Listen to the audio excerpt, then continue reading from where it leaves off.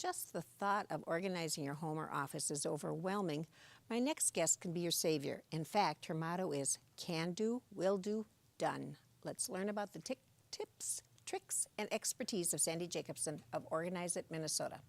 And welcome to the show. Thank you for having me, Oh, Jackie. how empowering does that sound? Very. So, clutter and organizing, and sometimes it's so overwhelming. Why don't you just give us a little advice right away for how people can start? I mean, what would you say if I came and said, I can't handle this anymore? What would you say? Well, the very first thing that I would do is go through an assessment with a client to find out what their needs are, what their immediate needs are, and what is causing them the most stress and problem in their life. So you come to their home and you visit with Yes. them? Yep. Okay. Go through a full assessment. It's several pages, and in that assessment, I ask a lot of questions about their lifestyle, their natural habits, again, what's causing them the most pain as far as their disorganization. And clutter and disorganization can cause lots of problems, for example.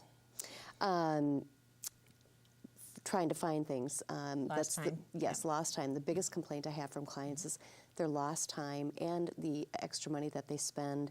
Replacing which they can't find. Exactly, Okay. exactly. Okay. So then after the assessment, then you go back and you tell them kind of what they need. And what are some of the tips that you can give them? Well, we go through, it's basically a 6-step process that we go through. Let's talk and about it starts out with analyzing the room or the area that we're going to organize, analyzing it and figuring out zones within each one of the rooms. For instance, a kitchen will have a prep zone, a cleaning zone, and generally kitchens are the central hub of the house.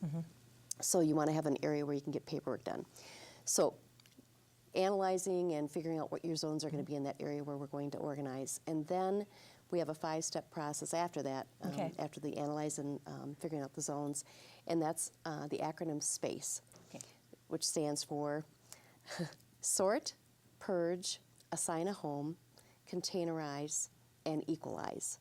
So the first 2 steps are sorting and purging, going through all of the things, deciding what you want to keep. So then the purge part comes in, what you want to keep, what you want to throw away, what you want to donate, or sell maybe. Some people like to sell their things on eBay or Amazon. Okay, so then we've decided that some of the things on our table now we decided to keep. Yes. And so you're going to help your clients stay organized. So let's talk about some of the ways you're helping them stay organized with what they've kept. Sure. And these are items that I have in my home. So this very first basket here, I use in my coat closet to hold my hats, scarves, mittens, gloves, and my clients generally get these in different colors, and they'll label the front of it with each family member's name. Family members, right. So that could be outside storage, or it could be in the closet because it's kind of pretty. Okay, anywhere. And next. The next item is a card organizer. So I've got cards in here for birthdays, sympathy cards. And a good idea to keep stamps in there too. Yes, keep stamps in here as well, and it works great. Okay. Easy to locate. And? Ziploc makes these great space bags And I'm going to do this for, I use them for off-season clothing with my clients or for bedding. Actually better than the big tubs because you can slide them and they take up less room. Yes, they take up less room. And these are the vacuum bags, so that they'll shrink down, and then once you're ready to take them out, when you're ready for that season, they fluff up. And this one, I think you've got lots of uses for that. I do. Simple little. Yep, this is the basic over-the-door shoe holder. And Hands in it so you can see. Okay. Yep, and I use those when I travel.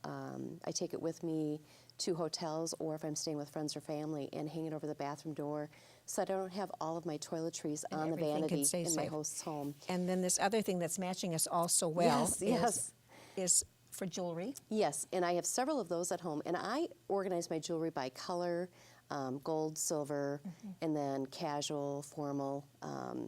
These can be used for many different things. You can use those on top of your desk. A great idea. And then here, this basket's just got purses in it. So Exactly, you're my corralling your wallets purses. and small purses, exactly. So we're just going to do a little bit of recap. So once you've had the assessment, you help them, or anybody can do it themselves. If they can, with themselves, they can decide what they're going to keep having some pretty containers helps kind of keep you on track, don't you think? Instead of like the shoebox here or something, or a garbage bag or a paper bag, a rainbow bag in the front closet isn't going to be as much fun as this. As these, right. And then there's places that they can get rid of them, and then they will stay on track because everything is nicely organized.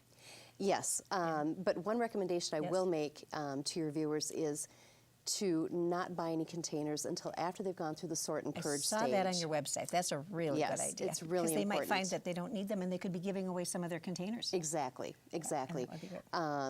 And a lot of clients that I've worked with, we have not purchased any new containers. We've been able to use things that are within their home and be creative. You know, you can be creative with so many different things in the house. You know, taking an old dresser, remove the drawers, especially if it's got, you know, flat inside, and you can use that as a shelving unit. Well, we could go on and on. Yes, but we could. I really appreciate it, and thank you. And this is wonderful that we all coordinate. I think it's going to look great on TV. All right, and thanks, Sandy. Thank you. And we'd like to thank all of the guests on today's show, and especially thanks to the fantastic CTV volunteers and staff who helped out today. If you have a comment or question about today's show, just call CTV at 651-792-7515.